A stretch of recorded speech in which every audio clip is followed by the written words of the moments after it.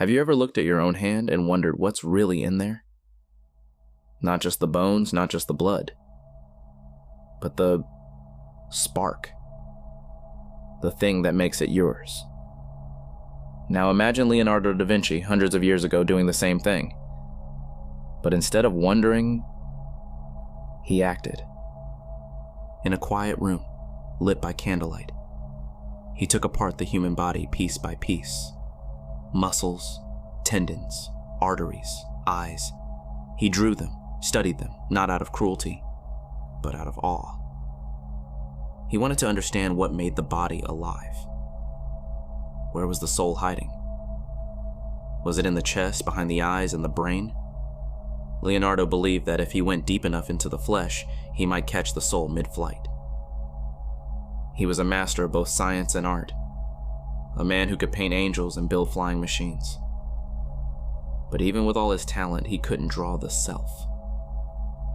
Every diagram showed a body. None showed a soul. So he asked the same question we all do. If the body is a machine, who is driving it? And what if no one is? Now let's leave the Renaissance behind and move east, to ancient India. Here, another man was asking the same question. But he wasn't dissecting bodies. He was dissecting reality itself. His name was Nagarjuna. And he didn't just question the world, he dismantled it. He said, "Nothing exists on its own. Everything depends on everything else. Just like a tree needs sunlight, water, and soil to grow. A person needs language, memory, family, culture. You are not you alone. You are the world, remembering itself." Nagarjuna took things apart. Not with a scalpel, but with a blade of logic sharper than any sword. He showed that when we try to find the true self, the solid core behind all the masks, there's nothing there. No soul, no center, no I standing behind the eyes. Just thoughts, passing by. Just names, trying to make sense of the infinite. He didn't say this to make you feel lost. He said it to set you free. If you take away your body, your thoughts, your name, your past, what's left? Silence. A strange, open space. And maybe that space is more real than all the noise we carry. Maybe that is what we've been calling consciousness. Not a thing, not a person, but a presence, a field, a witness. Now imagine this. You inhale a plant from the mountains of Oaxaca, Salvia divinorum, and in seconds, everything melts. You're not in your body anymore. You're not even you anymore. You are a child on a swing in a memory that isn't yours. Then an old woman with trembling hands, then a street lamp flickering in the rain, then nothing. No time, no space, no self, just motion, just experience.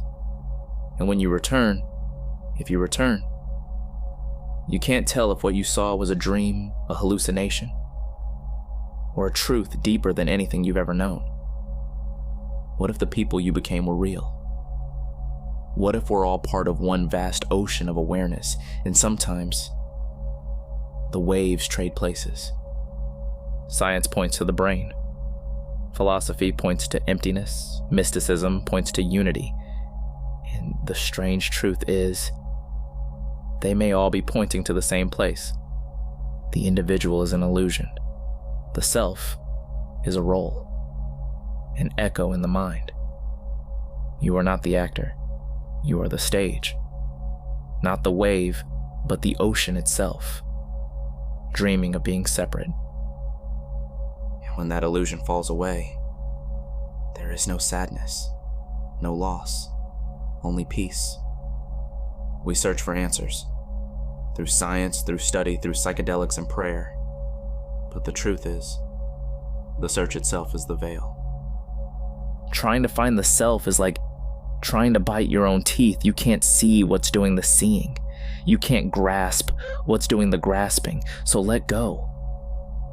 Let the question dissolve. And something strange happens. You don't find the answer. The answer finds you. In stillness. In silence. In being. Who is asking the question? Who am I? Seems simple. A child asks it with wonder. A philosopher asks it with rigor. A seeker asks it with longing. But have you ever stopped? Really stopped and looked at the one asking? Where's the questioner? Is it the voice in your head? Is it the feeling in your chest? Is it a point behind your eyes? When you close your eyes and try to find the asker, you find echoes, shadows, find echoes. Layers peeling back, like an onion made of mist. Each time you think you found you, something deeper watches the finder. You find that you cannot find, because the one searching is also the illusion. There's an old story that the self is like an actor wearing a mask. And one day, the actor puts on the mask so well, they forget they're acting. They walk through life as the role. They suffer as the role. They defend it, fear for it, build an empire around it, all while forgetting they are simply playing. You were never the name you were given. You were never your achievements or your failures. Those are costumes, beautiful ones, tragic ones, but costumes all the same. And beneath them, silence. Not emptiness as in nothing, but emptiness as in openness. A vast, quiet presence that needs no mask to be real. And when that mask drops, the play doesn't end, but it changes. You begin to laugh even in sorrow, to move even in stillness, to love without needing a reason. When we were children, we held seashells to our ears, and we swore we could hear the ocean. Of course, now we know it was the sound of our own blood echoing through the shell. But the mystery never left us.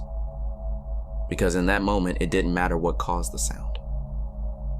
What mattered was the feeling, a connection to something vast, something beyond ourselves. The ocean, calling from within. What if the whole universe is like that? Every form, every person, everything, a shell.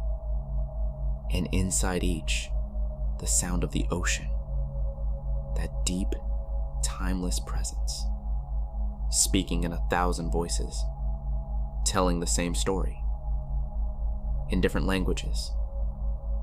Awakening isn't becoming something new. It's remembering something ancient, something you've always known, but forgot the moment you were born, that you are not inside the universe. The universe is inside you. Not you, the personality. Not you, the history. But you, the presence, the space between inhale and exhale, the watcher behind the scenes. You are what thoughts appear in, not what thoughts are about. And in that remembrance, life becomes light. Even in grief, you feel grounded. Even in loss, you feel held. Even when everything falls apart, you know nothing real can ever be lost. Because the self is not something you find. It's what remains when all else is stripped away. Leonardo tried to draw the soul. Nagarjuna erased it. Salvia dissolved it. And all of them, in their own way, touch the edge of the same truth. You were never just a person. You were the light behind the eyes, the space between thoughts, the silence that holds every sound. You are the dreamer in the dream, the dancer in the dance. You are the mystery, pretending to forget itself so that it can remember again. Thank you for walking this path with me. Not to find something, but to let something fall away. If this resonated with you, share it with someone who might need to hear it. And if not, let it float away, like a leaf in a river. After all, what are we but passing reflections in a mirror made of stars?